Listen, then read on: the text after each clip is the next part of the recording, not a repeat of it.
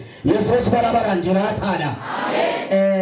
Sagalee Waaqayyoo keessaa Maatewos boqonnaa 4 lakkoofsa 6 dubbisa akka jedhu ati dhugumaan ilma Waaqayyoo yoo taate kanarraa gadi of darbadhu. Inni ergamoota isaa siif hin abbooma. Miilli kee dhagaatti akka hin buuneef isaan harka isaanii irratti si baatu kan jedhu caafameera ittiin jedhee jedha. Sirriitti dhaggeeffadhaa. Caafameera ittiin jedhee jedha. Kaleessa qorumsa foonii baran. Waa'ee qorumsa foonii irra oolle kaleessa guyyaa guutuu waa'ee salaalaa turre. Har'ammoo qorumsa salamaffaa mo'achuu lubbuu ofii oolfachuu waan jedhu wajjin baranna. Yesus Kristos guddaadha. Qorumsa sadiitu jira. Qorumsi inni tokko qorumsa fooniiti. Qorumsi inni lamaffaan qorumsa lubbuuti. Inni sadaffaan qorumsa hafuuraati. Isa baranna gargaramu. Qorumsa hafuuraa baranna. Akkamittiin hafuura keenya qorumsa jala akka baaban isa kan walii wajjin ilaalu. Warri kaleessa na wajjin jalqabdan baay'ee sinii gala. Haasaan koo sinii gala. Fakkeenya fudhadhu sinii gala dheeta yaada. Daddafeetan ariifadheetan garan barsiisa kootti galuu barbaada. Amma Yesuusiin seexana argina. Kaleessa maal jenne? Yesuus hafuuraan guutamee jenne. Eessa dhaqe hafuuraan guutamnaan? Gara lafa onaa dhaqe jenne. Lafa onaatti seexanaan qoramee jenne. Ammas Yesuusiin argina. Amma immoo gara bittee mana qulqullummaarra dhaqee jedha. Dhageessanii seexanatu ol baasee jedha. Seexanni yoomiyyuu kuffisuuf gaafa ka'u ol baasa. Harkaasii abuusu malee Waaqayyo. Kuffisuudhaaf gaafa ka'u ol si qaqqaba. Ol jechuun mallattoo kufaatiiti. Yesuus Kiristoosiin ol baasee kuffisuu barbaada. Nama baay'ee ol baasee kuffise. Nama baay'ee cimaa dhabee kuffise. Takkaa seexanni si tuffachaa si kuffisu. Yesuusiin ol baasee lubbuutti akka inni du'u fannootu inni qaqqabiin akka inni du'u akka ilmi kaayyoo dhufeef irraawwanne irratti hojjechuudhaaf gara mana qulqullummaatti ol baasee. Naa qabadhaa sirrii. Gara mana qulqullummaatti ol baasee an takka kaayyoo dhalattee butuuti irraawwatiin si ajjeesuu barbaada. Har'a Waaqayyo gidduu siif haa galu. Amini keemmadhaan akkasiin jedhe har'a Waaqayyo gidduu siif haa galu jedhe. Harka kee ol kaas inni si ajjeesuu barbaadu maqaa Yesuusiin sin ajjeesii. Itti fufi kaayyoo dhufteef raawwadhu maqaa Yesuusiin. Kaayyoon Yesuus maali yoo jettan fannoo irratti du'uudha. Kaayyoon Yesuus maali yoo jettan lubbuu isaa anaaf isiniif kennuudha. Tasatti du'uu miti, tasatti baduu miti. Nama baay'ee dhalataa oola, nama baay'ee jiraata, namni baay'een tasa du'aa oola. Kaayyoo dhufee utuu hin raawwatiin Waaqayyo nama baay'ee addunyaa kana irratti dhalatu kaayyoodhaan fida. Kaayyoodhaaf ittiin akeeka isaa raawwachuudhaaf fida. Garuu seexanni sana akka namni hin raawwanne barbaada. Lubbuu namaa hankaaksee sana hankaakee akka namni du'u barbaada. Yesuusiin kanaaf barbaade. Sirriitti na dhaggeeffadhaa. Lubbuu isaa ajjeesuu barbaade. Foonitti jira Yesuus. Kaleessa laallan Yesuus nama guutuudha. Yesuus Waaqa guutuudha jennee laal. Yesuus irratti dogongorraan hin fayyadu. Naa qabadhu sirriitti. Yesuus irratti dogongorraan kiristiyaana mitiyaati. Amantaan baay'een waa Yesuus irratti dogongoree jenne. Yesuus Waaqadha. Yesuus namadha. Qolaasaayis 2:9 irraa sagaleen Waaqayyo akkas jedha. Namummaa Waaqayyummaa isaatii namummaa foon isaatii keessa Waaqayyummaa isaa jira. Sirriitti na dhaggeeffadhaa. Deebiidha. Bara sana bara Qolaasaayis barreeffamu gaaffiiwwan adda addaa waa Yesuus irratti qabutu ture. Yesuus Kiristoos foon kan fakkaatu uffate malee foon hin uffanne kan jedhutu ture. Barsiisa sobaatu ture. Foon qulqullaa'uu hin danda'u kan jedhutu ture. Namni qulqullaa'uu hin danda'u kan jedhutu ture. Isa deebisuudhaaf Yesuus namadha. Yesuus Waaqa jedhee Phaawulos utuu inni deebisu argina kutaa sanarraa. Lubbuun maali? Xiqqoo ishee ilaallagan. Lubbuun eenyummaa keenya kan ittiin beeknudha. Lubbuun eenyummaa keenya kan ittiin beeknudha. Hafuurri lafa jirru kan ittiin maannoo. Foon lafa jirru kan ittiin beeknu. Lubbuun kan ittiin of beeknudha. Sirriitti na dhaggeeffadhaa. Hafuurri keenya ittiin Waaqayyoon beekna. Lubbuu keessa fedhiin jira. Fedhii qabdi lubbuun. Lubbuu koon uruurse jedha Daawit. Nan sossobee. Calan jechisiisee. Gaaffii lubbuun gaaffii qabdi. Yoomiyyuu. Gaaffii gaafattu monumaan gaafatti. Miira qabdi lubbuun. Akka nuti obbeenyu nu gooti lubbuun. Lubbuun hin gammaddi, hin gadditi, hin dhiphatti. Yeroo malees nama keessaa hin baati. Yerootti hin baati, yeroo malees hin baati. Sirriitti qabadhaa. Egaa Yesuus Kiristoosiin yoom ajjeesuu barbaade seexan ishee kana irratti dubbadhu. Yoom ajjeesuu barbaade. Waggaa 2 gaditti ajjeesuu barbaade. Maatiyoos boqonnaa lama. Heroodis akka jedhe ijoollee waggaa lamaa gadii naa fidaa. Sassaabaa naa fidaa. Maal jedhe gaafa ogeessonni sagaduu dhaqan dhaqeetan sagadaafi. Dhaqee sagaduu mida ajjeesuun malee. Na dhaggeeffadhaa sirriitti. Ajjeesuun malee. Dhaqee sagada deebi'aa asirraa koottaa jennaan warra sagadanitti ergamaa Waaqayyo mul'ate karaa irra dhuftan irra galiidhaa karaa geeddaradhaa jedhee Waaqayyo. Amma immoo ijoolleen waggaa lamaa gadii walagaanii haa dhufani. Ijoollee waggaa lamaa gadii keessatti Yesuusin ajjeesuudha karoorri isaa. Ijoollee waggaa lamaa gadii keessatti Yesuusin qaluudha karoorri isaa. Ergamaan Waaqayyo Yoosefitti mul'ate kan lubbuu mucichaa gaadutu jira. Ati mucichi gara Gibxiitti gadi bu'aa. Na dhaggeeffadhu sitti hima. Guyyaadhaa guyyaatti si ajjeesu kan barbaadu jira. Garuu Waaqayyo jalaa si miliqsa. Maalaan godhana. Garuu Waaqayyo jalaa si miliqsan jedhe. Mee isa na ajjeesu jalaa Waaqayyo na miliqsaa jedhame. Dabali iyyiitii isa na ajjeesu barbaadu jalaa Waaqayyo na miliqsaa jedhe. Elaa akka jedhe Waaqayyo elaa ka'iitii Heroodis jalaa mucicha fudhadhuuti sokki Gibxitti gadi bu'i lubbuu mucichaa gaadaa irraa. Gaaf tokko garuu kan isin dhibu keessa Heroodis inni mucicha gaadaa jiru du'eera dhe Waaqayyo. Inni lubbuu mucichaa gaadaa jiru lubbuu mucichaa. Lubbuu mucaa kanaan ni gaadaa jiru du'aa jira. Maal jeesuu ni dare? Yesuus Kiristoos seera uumamaa boqonnaa 3 lakkoofsa 15 waa'ee isaa raajamuu jalqabe. Inni nadhiitti keessaa bahu mataa kee buruksa dhabee achitti jalqabe. Iddoo sanatti jalqabe. Raajonni waa'ee isaa raajaa turan, Museen waa'ee isaa dubbachaa ture, Waaqayyo Abrahaamitti waa'ee isaa haasa'aa ture, Isaayyaas waa'ee isaa raajaa ture, Ermiyaas fa'aa, Milkiyaas fa'aa waa'ee isaa raajaa turan. Kakuu moofaa keessaa Waaqayyo namoonni Waaqayyo dibe waa'ee Yesuus dubbachaa turan. Yesuus Kiristoos kakuu moofaa keessatti raajii raajamedha. Akka salphaatti kan dhalate miti. Akkuma salphaatti lafatti kan dhufe miti. Macaafni qulqulluun kakuu moofaan gaaddidduu kakuu haaraati jedhama. Yesuus Kiristoos hin mul'isa. Aarsaawwan Leewwota keessa jiran Yesuus hin mul'isa. Isa akkasitti waa'een isaa barreeffame kan, isa akkatti waa'een isaa raajame kan akka salphaatti ajjeesuudhaaf yaalii godhe seetan. Garuu hin dandeenye. Akka salphaatti ajjeesuudhaaf barbaade seetan garuu hin dandeenye. Wanti akka salphaatti si ajjeesuu barbaadu si hin dandeenye. Jalaa baase Waaqayyo. Karooraan dhufe Yesuus. Bara Museen dhalates ijoolleen dhiiraa haa ajjeefamaniidha. Haa ajjeesa ijoollee dhiiraa. Ijoollee dhiiraa dhalatan ajjeesaa. Maaliif? Bor biyya nurraa fudhatu.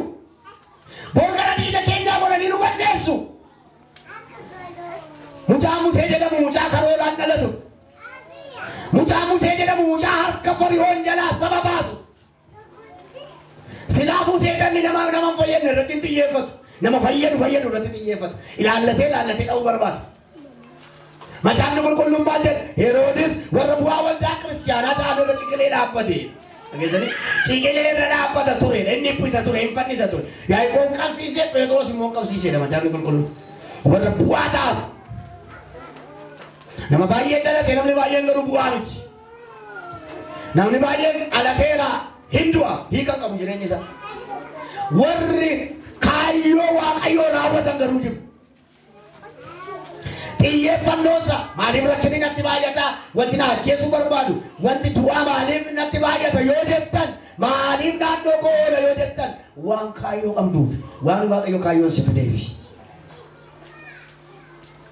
Gara Gibxiitti gadi bu'eetti jedhe. Gaaf sana ajjeesuu barbaade. Inni lammaffaa gaafa inni mana qulqullummaatti macaafa qulqulluu dubbisee ajjeesuu barbaade. Luqaas boqonnaa 4 lakkoofsa 28 qaatanii olaattan macaafa raajii Isaayyaas dubbatu.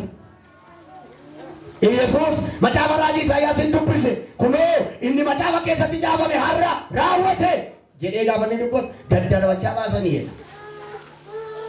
Attuma ofitti irra geessanii isa darbachuuf turaniidha. Garuu inni karaa isaarra bu'ee deebi'edha. Dhageessanii warruma isa daddarbachaa jiru hedduudha karaa irraa hin gorre karaa isaarra bu'ee deebi'edha.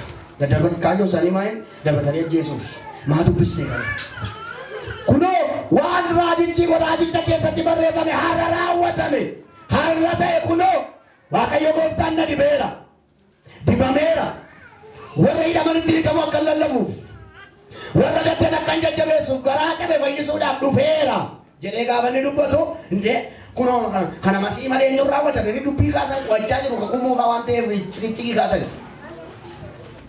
gaafa isaan dubbii kaasaneedhaan Yesuus Kiristoos akka jedhe abbaa qolichaa too fayyisinaan jettanii natti mammaakuudhaaf kaatu gaafa inni jedhe daddarbachaa mana qulqullummaa keessa haa gadi baasaniidha. Yeroo baay'ee wal daddarbachuun mana qulqullummaa keessatti baay'ata. Daddarbachaa gadi baasaniidha. Inni garuu isaanuma gidduudha karaa isaarra bu'e. Warra masa daddarbachaa jiran gidduudha karaa isaarra bu'e deeme. Tisi kun dandeenya sana wajjin. Gaafsina isa achiisuu barbaadan. Lukaas boqonnaa 4 lakkoofsa 23 inni sadaffaan boqonnaa 4 iddoo hambaa kanattidha kan inni isa ajjeesuu barbaada. Yesuusin ajjeesuu kan barbaada. Seexanni Yesuusin ilma Waaqayyoo maalii nutti dhuftenna gab jedhkeessabe nu deesii waa'ee kun. Masiit ta'uu isaa barraan ankaaksanii ajjeesuu barbaada. Kaayyoon Yesuus maal? Fannoo irratti duudha. Kaayyoon Yesuus amma fannoottidha. Luqaas boqonnaa 9 dhaqxanii yoo dhufattan lakkoofsa 51 handhuurri wangeela Luqaas iddoo sana jira. Iddoon sun tuqaadha. Iddoo sanarraa qabu wangeela Luqaas. Yeroo waan ga'eef fuula isaa gara Yerusaalemitti naannessee. Yeroo yoomi? Yeroo fannifamuusa. Ajandaa guddaadha fannifamuun Yesuus. Otoo Yesuus hin duune otoo Yesuus hin fannifamne hin jiru nuti. Otoo Yesuus hin duune hin jirtu ati. Jiraachuu hin dandeessu. Kaayyoon isaa fannoo irratti du'uudha. Du'a fannoo irratti gaafa du'u Yesuus Kiristoos guutummaa dhiiga isaatu keessaa cobe. Onnee isaatu sii tarsa'e. Onnee isaa keessaa dhiigas bishaanis hin darbe. Dhiigni nama tokko keessa liitirii 5 amma maannoo liitirii 5 walakkaa jira jedhama. Lubbuun namaa dhiiga keessa jirti. Dhiigni nama keessaa tottobee dhumeera taanaan hin du'anam jireenya hin qabunam. Kanaaf Leewwota keessatti dhiiga nyaatinaa kan jedhuuf dhiigni lubbuu keessa jiraatti. Dhiiga jechuun jireenya namaati. Dhiiga jechuun eenyummaa nama tokkooti. Dhiigni beekamaadha. Gartuu dhiigaa beektu dheeyyaadha. Waa'ee dhiigaa beektu dheeyyaadha. Namni tokko dhiiga isaatu cite jechuun dhiiga isaatu dhangala'e jechuun jireenya ofii isaa dhabe jechuudha. Kanaaf Waaqayyo maal jedhe? Gatii dhiigaa nan barbaada. Lubbuu ajjeesaa fuula kootti nan jibbaadha Waaqayyo. Meeshaa ijjeeffadhaa gaafa Abeluu gaafa Qaayil Abelin ajjeesu Waaqayyo maal jedhe? Iyya dhiiga isaatu na bira ga'e inni jechuudha lubbuun achi keessa kan isheen jiraatu. Dhiiga obboleessa kee lafatetti dhiiga isaa dhangalaaftee gara kootti maal ta'aa jira? Iyyaa jira jedhama. Iyyaa jira. Kanaaf waa'ee dhiigaatiif Waaqoo caliin jira. Yesuus Luqaas boqonnaa 23 irratti dafqa dhiigaa jedhu dhiigi karaa isaarra deemuu isa dhiphina guddaarraan kan ka'e. Dafqa dhiigaa dafquurraa hamma dhiigi isaa dhangala'utti amma onnee isaa tarsa'utti nuuf jedhee fannoo irratti du'e. Yommuu dhiigu Yesuus mataa isaarra gonfoo kaan. Mee kottaa Yesuus alallabnu Yesuusin dhaggeeffadhaa. Yommuu dhiigu Yesuus Kiristoos dhagna isaatu reebame inda'u namoonni baay'een reebicha loltoota warra Roomaarraan kan ka'e dhagni isaanii ciccitee jedhama. Garaftuu ilkaan ofirraa qabu reebame. Cubbuu tokkoyyuu immoo hin qabu Yesuus. Kan koo kan keetiin malee. Dhala namaa sanyii dhala namaa hundumaa fayyisuudhaan malee. Ani gatii dhabee namni gatii argatu. Ani du'ee namni haa jiraatu. Ani hin jiraadhu jedhee jireenya ofiisaa ati jiraadhu annan du'aadhe. Meeshaa dhaggeeffadhaa hiika qaba barbaan hin gadhiisaa isa muunuu fannisaa namni xiqqee jedhu. Barbaan isa shiftaa isa kanaatti nama qale isa gadhiisaa isa kana garuu nuu fannisaa jedhan waja jalaa tasgabbeessuudhaaf jedhanii godhaniidha. Haati manaa Phiilaaxoos gamna akkas jette namicha kanatti hin bu'iin qulqulluudha jennaan naqee harka dhiqate. Nama qulqulluu kanatti hin bu'iin inni qulqulluudha hattuudhaan isa arge inni dhuguma ilma Waaqayyooti dhiisi ittiin jennaan harka isaa dhiqate isa oolchuu hin danda'u harka koo garuu dhiqachuu hin danda'a miliquuf jedhe sadiitti na dhaggeeffate. Kana kan namoota fayyise baroo jalqaboota waldaa jalqabaa keessatti waa'ee Yesuus dubbachuutu nama fayyise. Waa'ee Yesuus dubbatamu malee hin fayyadu. Yesuusin malee fayyinni hin jiru. Kan lafa raase waa'ee Yesuus dubbachuu, kan nama jiraachise waa'ee Yesuus dubbachuu. Innaa Yesuus Kiristoos ofii isaa jireenya dhabee jireenya sii kenne. Kaayyoon isaa kanaaf fannoo irratti du'uudha, birrii sana irratti du'uudha, muka abaaramaa sana irratti du'uudha. Seetanni garuu akka barbaade. Egaan Yesuus garuu akka jedhe Waaqayyo Waaqa kee maaliin godhin hin eeggatiin jedhamee caafamee jira. Booqin tol baatee kan darbadhaa yoo jette hin jette malee hin haftundu. Kun uffattee akka qochoo tolchu. Namichi tokko yeroo tokko biyya Jaappaanii qochoo tolchate. Qochoo tolchatee ture yoo kubeelu. Amma murtaa'e deeme. Lafa deemu ani. Waaqayyo namaaf qochoon uume. Miilluma sii uume. Miillumaan deemu. Ittiin konkolaataa seenu. Yoo konkolaataa lixxanis miillumaan lixxu. Yoo deemtanis miillumaan deemu. Qochoon qabdu. Na oolcha Waaqayyotti of darbattee duuta malee Waaqayyo Waaqa kee hin eeggatiin jedhamee caafamee jira. Lafa lubbuu kee ajjeesuun ooli. Waan lubbuu kee ajjeesuun ooli. Waaqayyo xiyyitiin irraa qolattee xiyyitii turan dhaabatiin. Waaqayyo abidda boba'u keessaa na baasattee dhaqee abidda boba'aa jiru keessan dhaabatiin. Maal jedha Macaafni Qulqulluun Waaqayyo Waaqa kee akkasumaan hin eeggatiin jedhamee immoo caafamee jira. Caafamee jira. Caafamee jira. Attamitti lubbuu keenya oolfanna tokko lafatti baqachuu qabnutti baqannee oolfanna. Lafatti baqachuu qabnutti baqadha. Uumama boqonnaa 19 lakkoofsa 17 hanga 19tti maal jedha looni? Maandolooti garatti lubbuu kee oolfattutti baqadhu jedha. Baqadhu. Baqadhu safarri kun baduu feena Waaqayyo. Biyyi lafaa baduu jedhaati. Biyya lafaa wajjin baduu fida. Achi keessa. Narageeffadha.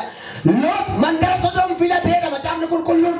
Achi keessatti lubbuun isaa akka hin baaneef Waaqayyo ergamaa ergee akka jedhe lafatti lubbuu kee oolfattutti baqadhu jedhaanii nama isin bukkee jedhu lafatti lubbuu kee oolfattutti baqadhu jedhaanii. Lafa lubbuu kee oolfattutti maal godhe baqadhu. Eessatti lubbuu ofii oolfatu ba? Bara kana eessatti oolfannaa? Eeyyataa ooluga. Kiristoosin amanuu keessatti oolaa. Looni nafuma achi mana keessan gangalatiin jedhe Waaqayyo Lootiin lafatti lubbuu kee oolfattutti baqadhu malee ani abidda roobsani Waaqayyo. Rakkinni dhufaa jedhani Waaqayyo. Hin qoosu turanidha. Inda'u gaafa ergamoonni Waaqayyo Lootiin baasuu dhaqan namoonni mandara sana akka shalabbee waan ta'aniif keessummaa mana Loot salphisuu dhufan. Narageeffadha. Keessummaa mana Lootiin salphisuu dhufan. Maal jedhanii keessummoota kana gadi nuu baasi jedhanii naqaniidha. Achumaan Lootirraa kadhatamaa loodhiisaa durboota hin qabuun isinii kennaati. Isaan akka barbaadan godhaa. Akka barbaadan waan barbaadan irratti raawwadhaa garuu keessummaa kodhiisaa jennaan dhaga'aniif keessummoonni kun achumaan harka isaanii foddaadhaan gadi baasanii ija isaanii jaamsaniidha. Hamaa ija isaas irraa jaamsuu Waaqayyo. Ameen jettu. Isa salphisuu barbaadu ija isaas irraa haa jaamsu Waaqayyo. Ija isaanii jaamu. Sana booddee inda'u inni mana keessa gangalanaan bahuu deemtee keessaa mana kana deemuudha. Kan deemuudha. Otoo jedhanii keessa turraan lubbuutti qabee dargamaa Waaqayyo. Kuusa. Sabdeen keessa deemu. Gaaf tokko Daawit Saa'oliin baqata inuma baqata Saa'ol ari'achuun dhiisuu Daawit baqachuun dhiisuu inuma baqata otoo baqatu Raamaa dhaqe Raamaa Naayotiin dhaqe. Iddoon sun iddoo mana barumsaa raajotaati jedhama. Achi gaafa ga'u achitti baqate mana qulqullummaatti baqannaa mana qulqullummaa dhufee luboota ajjeesee luboota fixe Saa'ol. Maal abbaa keessan Daawitiin na dhuskitu boortee sun irraa fudhataa jedhe. Moo barbaade ajjeesa lafa inni jiru. Ajjeesuudhaa barbaada. Achumaan iddoo Saamu'eel jirutti baqate. Edaa qilleensi isaa eebbifamaadha. Qilleensi isaa edaa addadha.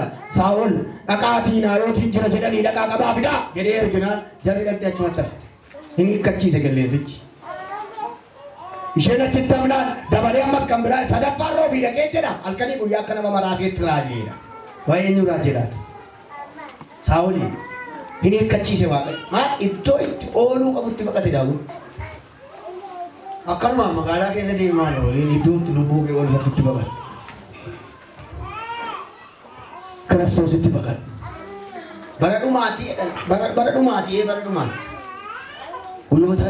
guyyoota dhumaati last day guyyaa dhumaa kan guyyaa itti ati tattaafattee fiigichaan gara waldaatti fiigdudha malee guyyaa ati sababa barbaadee qaqabbanooftu miti. Sababa barbaadee nuti waldaa dhiisuudhaaf sababa barbaade bishaan tuqallateedhaaf hunda ture bishaan. Sababa ittiin dallanu barbaade sababa ittiin waan dhiisu barbaade namnamma. Akkasiin godinatti. Gara Waaqayyootti baqat guutummaa jireenya keeti. Gara Waaqayyootti baqat. Lakin gosi lammaffaa Waaqayyo isa ishee uume arguudhaan oolti lubbu. Nam hundumtuu lubbuu isaa oolfachuudhaaf lafa barbaade dhaqaa oolu. Lafa qaalluu dhaqa waaqasee. Jootee deema waaqasee. Lubbuun iddoo irraa dhuftee qabdi. Lubbuun namaa seeruma baaba qonnaa lama lakkoofsa torbarraa maal jedha? Waaqayyo biyyoo lafaarraa nama uume erga uume kee booddee hafuura itti baafate hafuura jireenyaa kennee jira. Waaqayyo bira akka kan bineensaa miti. Hankee adda kankee. Eeyaa dhuftee Waaqayyo biraa dhufte nageessi Waaqayyo bira siin jetti. Uumaa bira nageessi siin jetti. Kan biraadhaan hin sossobin. Lubbuun gammachiisu. Utuu foon ijaaruu dhiistanii waan barbaadan fidanii lubbuun hin gammadu. Otoo biyya barbaadan deemtanii lubbuu Waaqayyo malee hin gammadu. Waaqayyo malee hin taatu. Kana keessatti nama hamtuun guutuu waaqaman. Bakka duwwaa nama Waaqayyo malee hamtuun guutuu hin jedhu. Otoo hamma barbaadde siinii miijatti akka barbaadan siinii miijateetti lubbuun keessan Waaqayyo malee guutuu hin taatu. Isa bira nageessisi. Isa isheen iyyafattu biyya iddoo biraa bu'uura qaba shannan. Isa lubbuu Waaqayyoon iyyafattu bakka biraa geessan. Bakka biraan geessee fidi gara Waaqayyo. Isinii ta'a. Uumama boqonnaa 32 lakkoofsa 30 dubbifadhaa. Sadaffaa kennaa akka ta'e hubadhu lubbuu. Yoos oolti. Waaqayyo sii kenne kan kee miti. Of keessan kee. Mukaan lubbuu kenniisi qeensa yoo ittiin uumneeti. Gooftaan maal jedhu rifeensa mataa keessanii addeessuus gurraachessuus hin dandeessani. Hojjaa dabalachuus hir'isuus hin dandeessani. Nan dabaladhaa ishee Xinnoo ishee dabaladhaa ishee hin dandeessanii hin dandeessanii. Lubbuun sitti ofii kenna miti. Maroo tokko lubbuu isaatti murtee sana ka'een of fannisa. Kan keetoomaaf fannisuu dhiiftan. Kayendo koricha marzi pada patenu keno pacheese. Hange miti. Kenna bode Waaqayyo si kenne Waaqayyo rafta. Gaafa Waaqayyo si keessaa fudhatu foon kee akka hin jirre ta'a. Innammoo kee ajjeesu. Mootota isa duraa 17:21 hanga 22tti barreeffadha. Inni arfaffaan gadhiisiiniif ne of harkatti qabachuudhaan lubbuu keenya oolfanna. Hin gadhiisin lubbuu keenya. Hin joorsin. Iyyoo boqonnaa 13 lakkoofsa 14 dubbifadhaa. Shanaffaa madda ifa jireenyaa beekuudhaan oolfatta lubbuu kee. Jireenya Yesuus akka jedhu ani jireenya dha. Nanda keessan ol kaasaatti Yesuus jireenya dha. Yesuus jireenya.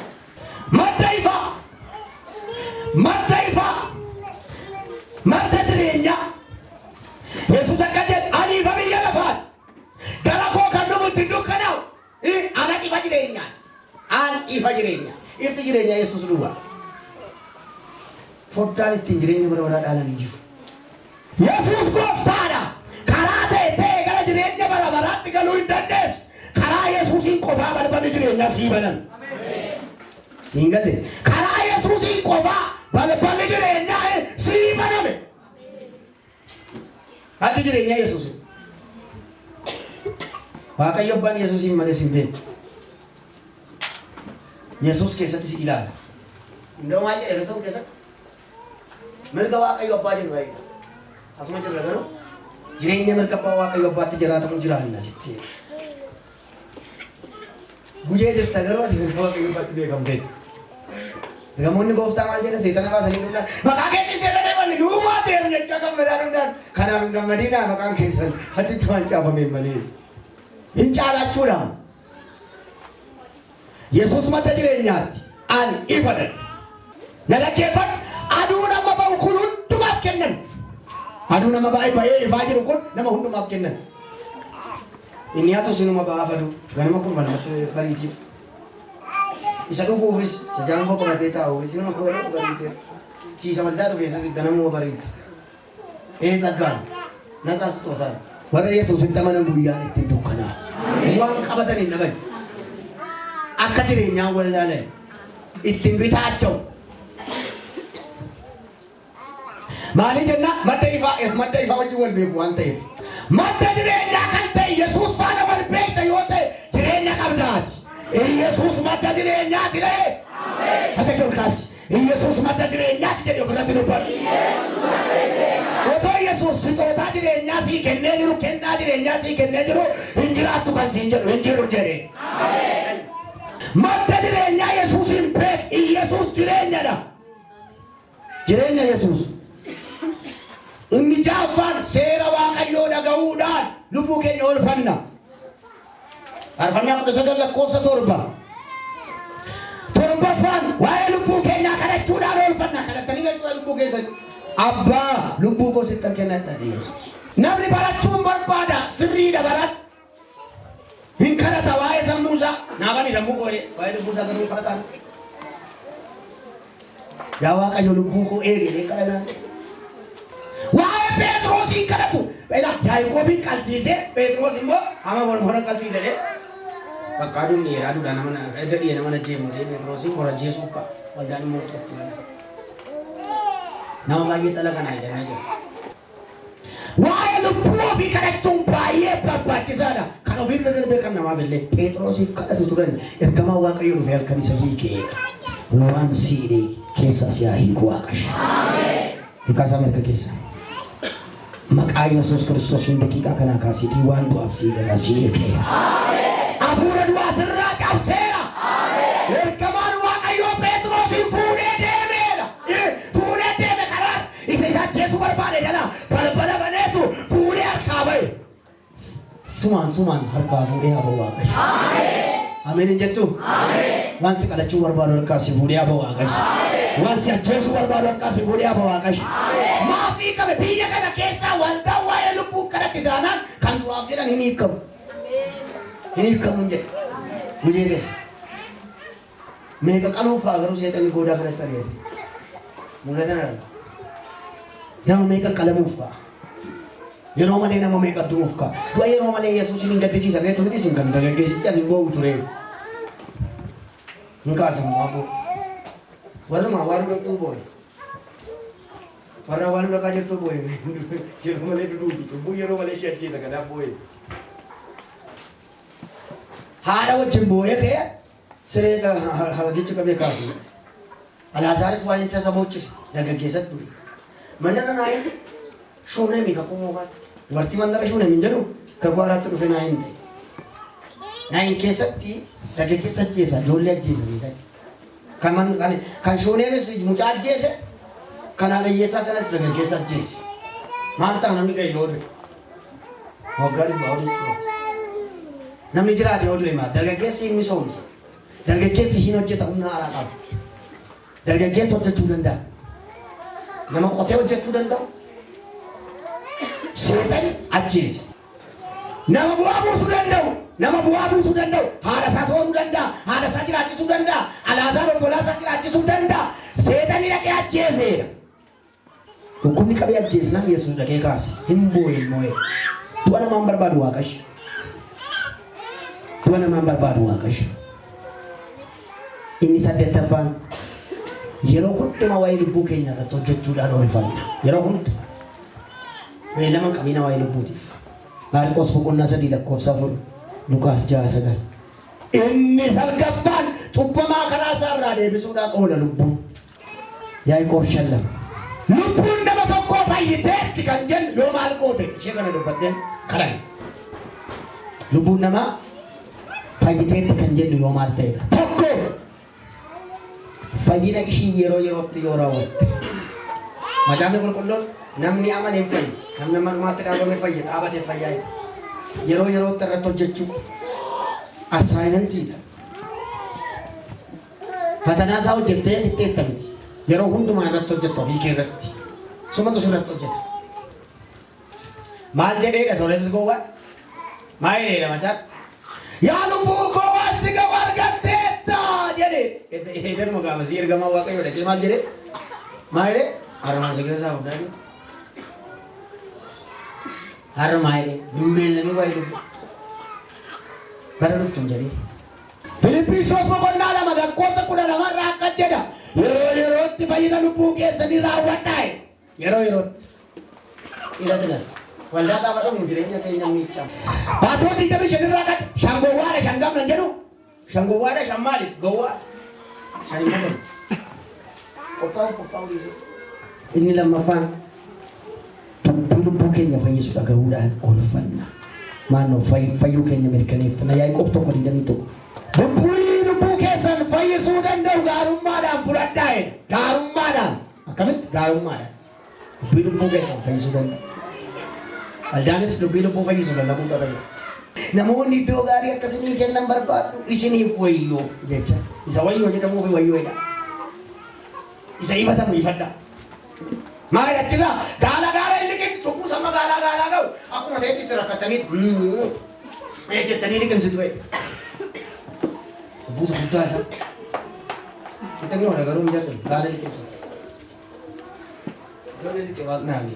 Buusa mana ga'u. Bookee immoo kun bookee dhattanii keessaa turture. Fariisotaa fi saduuqota baay'ee rakkisoo yeroo sana. Fariisonni bara Izraa dhaabatan. Guruppiin fariisotaa bara Izraa dhaabate. Macaafa qonna seera macaafaa eegnaa jedhanii barsana dhaabatan. Macaafni argame hin jedhu Izraa dhufee macaafa dubbisee hin jedhu macaafni qulqulluun. Bara sana dhaabatan budinii fariisiyaan jedhan fariisota jechuun jedhagayyee jechuudha. Jarri baay'ee rakkiftuudha mana qulqullummaa oolti. Asumaa tuffachaa oolti. Asumaa tuffachaa oolti. Intinaan cimaa miti akkasuma. Fariisonni warra dhaamiti. Saduuqonni asumaa nagarii barbaadu. Qoy Yesuusin inni qorra. Dubartii tokkotu heerumte. Si'a torba heerumte. Gaafa du'aa akka wayinu daalaadhaan sargiin hin gawwachiine gooftaan. Barraa fuudhee ga'ee gaaffii gaggaafatti. Nigirii cimaa barti macaafa qulqulluu dubbifannaan akkaataa inni itti barsiisaa ture ilaala. Akkaataa Yesuus itti barsiisa Yesuusin ilaala. Isa ifatu. Gaaf tokko mana qulqullummaa keessa badee dhaabata gaaffii gaafata naasaa namoonni waa isaa dinqifatu alaa namoonni dhufani abbaan kee baati kee alaa si eegu naani mana abbaa koon jedhu isaanii yoo isin xiqqina tansan inni garuu isa gaafatu hin barsiisa dubbii waaqayyootti dubbii lubbuu oolchu Yohaannis Suubaadha qaalaala hin barsiisa qalbii diddiirradhaadha Pheexroos lallaba sadha qaalaala. Isinillee ajjeettanii inni immoo ka'e isa malee jiraachuun hin danda'amu maqaan fayyinaaf kenname maqaa isaa duwwaadha jedhee dhaabatee danda'u. Phaawulosiin dhaqaa ilaala harkaan isaan hawwate dubbii barsiisa ture dubbii waaqayyoo barsiisa ture jedhee hin barsiisa. Eessaa yaa'ee nama yaa beeka macaafa dhala yaa dhalate. Masii sobaa kan jedhu keessaa yaa'e masiin sobaa kanaa dhufu. Garuu sana warraa achas karaa qulleessaa fi jiraama. Dubbii lubbuu kee fayyisu dhaggeeffatu. Lafatti dubbii lubbuu kee fayyisu dhaggeeffatu dhaqi. Sadaffaa biyya lafaa kana fakkaachuu dhiisuudhaan fayyina lubbuu keenya mirkaneessu. Roomee 12:2. Biyya lafaa fakkaachuu dhiisu hin luucce.